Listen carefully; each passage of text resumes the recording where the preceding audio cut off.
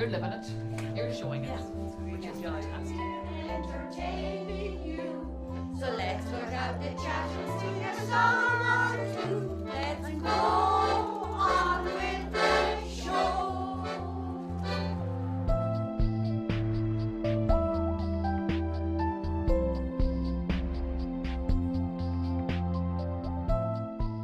The Summerhill Active Retirement Group was established in 1988 as a response to the lack of facilities for older people in the Summerhill area of County Meath. We started from very humble beginnings, and it was really a lack of activities, a lack of something for older people to do within our village.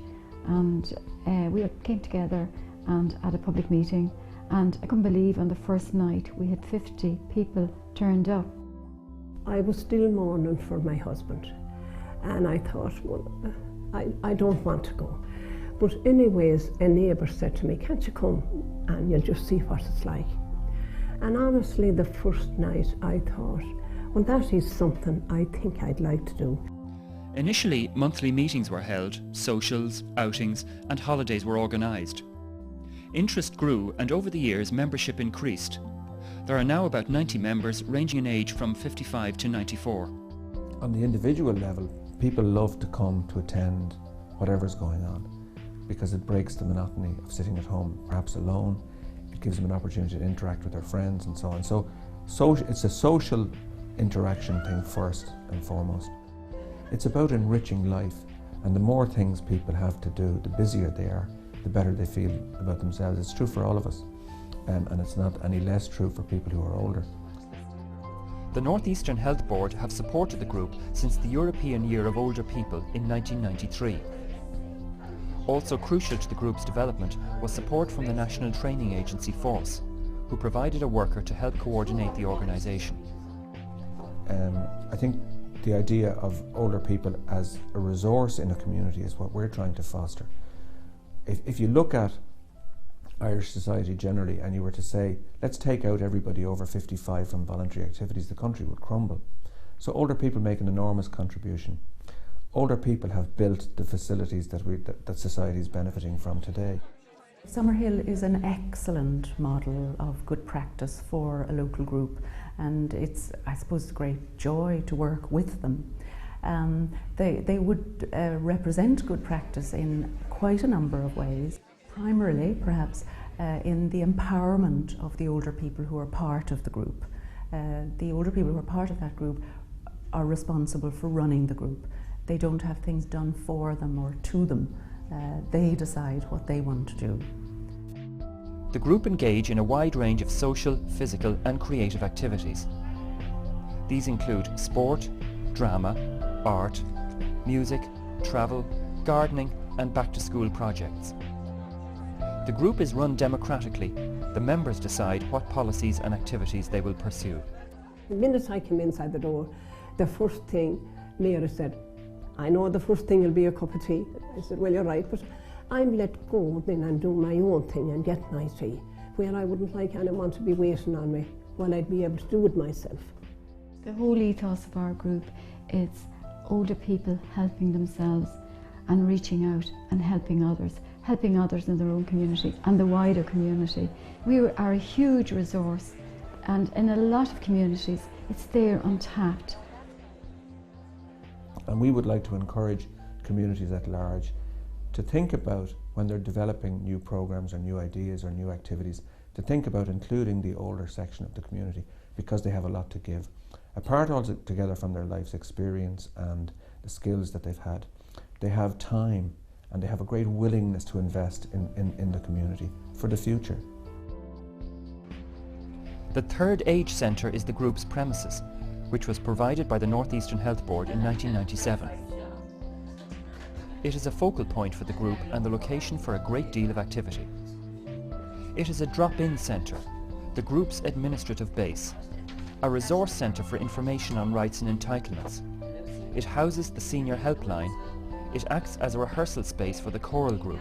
It has a library and computer training facilities for older people. Once monthly, chiropody and aromatherapy services are also available in the centre. The group also has its own specially adapted 16-seater minibus with facilities for wheelchair and easy access for people with a wide range of disabilities. The bus was acquired through a members' fundraising committee and a Millennium Recognition Award in 2000.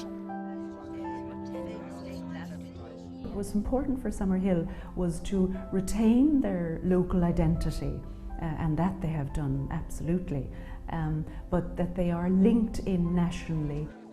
Over the years, the Summerhill Active Retirement Group has participated in regional, national and international events on issues relating to older people. Good working relationships have developed between the group and other Irish and European-based organisations who work for and on behalf of older people. It was at a European conference that the group's founder, Mary Nally, first encountered the concept of a helpline for older people, which had originally been established in Italy. I realised that if there was a real need for it in Italy, there must be a need for it in Ireland and in other European countries. So I came back and explored the idea, and our own members were very receptive to the idea, and so also our health board, the Northeastern Health Board. We trained 32 volunteers very intensively over quite a period of time. I think there were about 4 months having several sessions a week with a lot of difficulties because they had to revisit their own bereavements and face issues like elder abuse. They had to listen to presentations from the Samaritans, the Rape Crisis Centre, Women's Aid and so on, and face a lot of things that maybe wouldn't be as pleasant as maybe they wouldn't choose to face. But they all stuck with it, nobody dropped out, and we launched the service in 1998. And we do the helpline once a month. And would you believe me, when you leave down the phone, you'd always think, well, that could be me. It's just people, some that would have families and they may not be that protective about them. A lot of people are alone. A lot of people are alone because of the changing structure of the Irish family. In modern Ireland, both parties to a marriage, a young couple would be working to pay off often a very high mortgage. They've less time to go and look after and interact with the elderly relatives who might be isolated. It's marvellous when you talk to them, and you're not supposed to tell them what to do, but just to say, well, are you feeling free now to talk to me, because if you want to say anything, this won't go outside the door because we're sworn to keep it private. And essentially what the service is an older person will take the call from a lonely, isolated older person, and they will sympathetically listen to what the person's problem is. And the problem isn't generally loneliness and isolation. As somebody said, almost every older person has a telephone nowadays, but not everybody has someone to call. The majority of them, when they're leaving, they'll say, will you be there again? You just tell them your first name. Ah, that was lovely, we can sleep tonight. And to think at my age that you have made someone happy. And it's very important that society doesn't ignore those people. So our members, our volunteers, there are now almost, I think it's almost 270 of them around the country, are reaching out to this challenge and are giving their time. They're coming out on winter nights, they're coming out over the Christmas period, and they're listening to people who are isolated and lonely. Sometimes you meet very sad cases, but after you talk a while, and I think as you get older they understand too, you have a little experience really about life. And I don't think in my time now, and I'm known it 3 years, that anyone has gone away and that they're dissatisfied. They all seem to be happy going away. Once you retire, you're identified in society by the job you do. So once you're no longer Colm the postman or Pat the electrician, who are you? So you're put to one side a little bit. Now you have a reason to get up and you come along and say, well, I'm now Kathleen, the senior helpline person, or you know, I'm involved in something else. I am making a contribution. There is still a value to what I do in society, and that's very, very important. The senior helpline, originally launched by the Summerhill Group in 1998, now has almost 300 trained volunteers based in 11 centres nationwide. There was something just so right about the job we were doing and the way it was being done that I knew this idea is going to travel. This idea is going to travel, and indeed it has travelled, and it would not have travelled, it would not be opening here, only for the extraordinary dedication of so many people.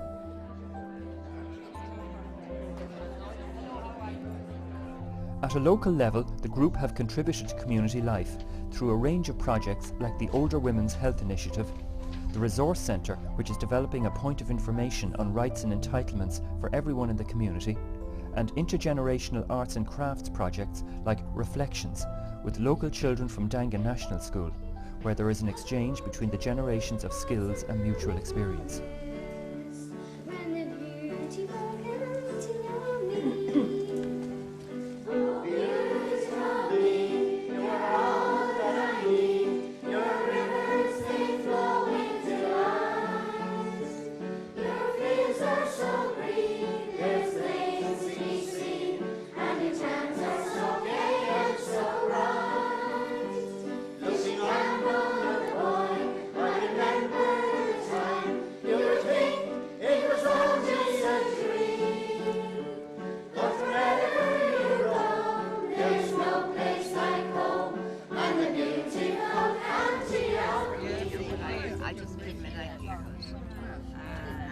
Since its inception, the Summerhill Active Retirement Group have taken part in exchange programmes with other older people's organisations at home and across Europe.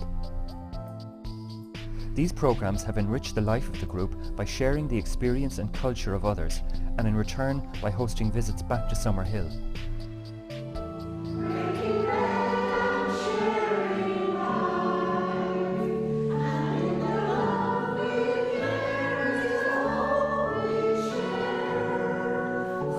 The Third Age Centre has its own choir. It has performed many times in Ireland and on a number of occasions in Europe, at the European Parliament and at the opening of the first European Senior Games in Ghent in 2002. Many of them are grateful that they've come to learn something about singing in a choir and all that that demands, and it's quite demanding. The choir is unique in that it integrates members of both the settled and travelling community in County Meath. A real bond and sense of mutual respect has built up in the group over the last number of years. Elderly people have come through hard times when Ireland was poor. These elderly people, having had a life's experience and something quite difficult, they're very welcoming of the travellers because they understand what some travellers have suffered. For instance, one lady said she was on the road for 40 years. She's been housed for the last 30, and all it means to her. I'm looking at them from the way they supported me, that I think they have that for all the travelling women here, you know. And I can't say that for our own group of women that's coming here, but I know from how I feel for myself, how I think of them women, I think the world of them. That's the truth. I'd just be lost without them, and I just can't wait for those Thursdays to be coming out here. And we used to do the Go for Life thing here with Frank Fahey, and he was a wonderful man, great actor. Great bit of lift up and that, you know. It is not surprising that the group are eager participants in Ageing Opportunities Go for Life programme. I think it's the fun and the joy and the socialisation that takes part in groups that's hugely important to them and also important to us in Go for Life. Secondly, I suppose there's the mental side of things that for many older people, just to communicate in a physical way or through physical activity is hugely important. And finally, obviously, but I think maybe thirdly in terms of importance are the physical benefits that come from physical activity.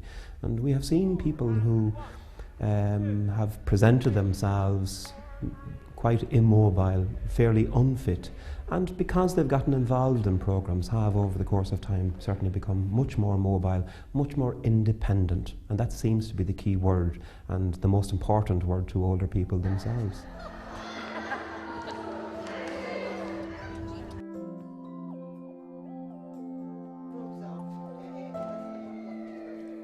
Patients from St Joseph's Hospital Trim visit the Third Age Centre once a week to take part in a range of activities that provide them with much needed opportunities to interact with the community.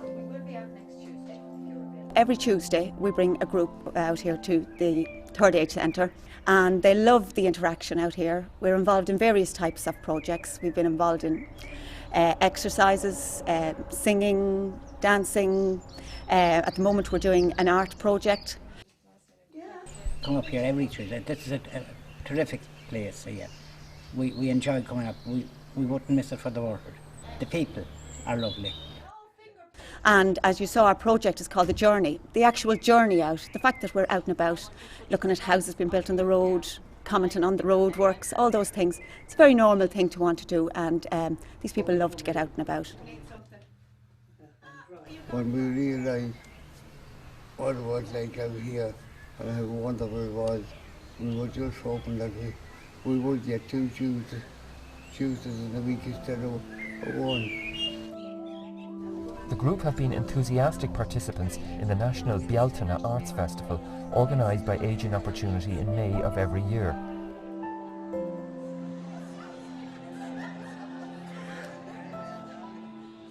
We're all different, so at every age, you know, we may want to do something different. For one person it might be physical activity, for another it might be going back to a full-time education.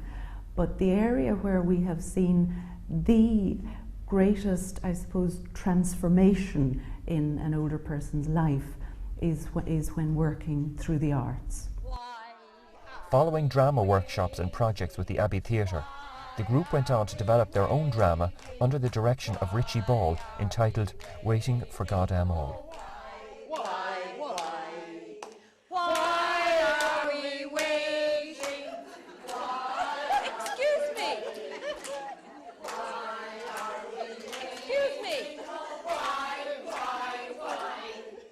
A hospital here. You cannot make that amount of noise. There are sick people here, all around you in the hospital. We wouldn't be here only we're sick.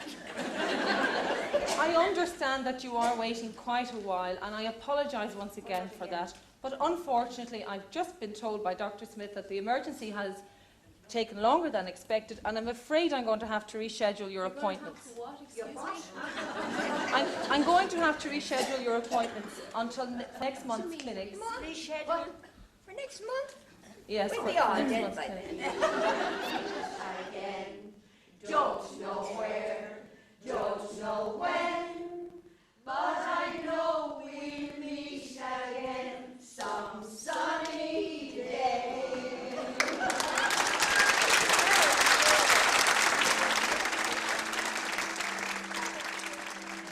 But the key thing is doing things for ourselves.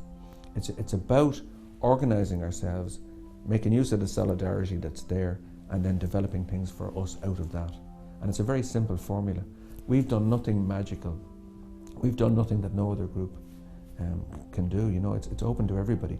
And the vision that I would have for the future is I would love to see a third age centre in every town and village and urban district in Ireland, where older people could go, do what they want to do and participate in their wider communities and be recognised in the society for the contribution that they have made in the past and the contribution that they can make now and in the future.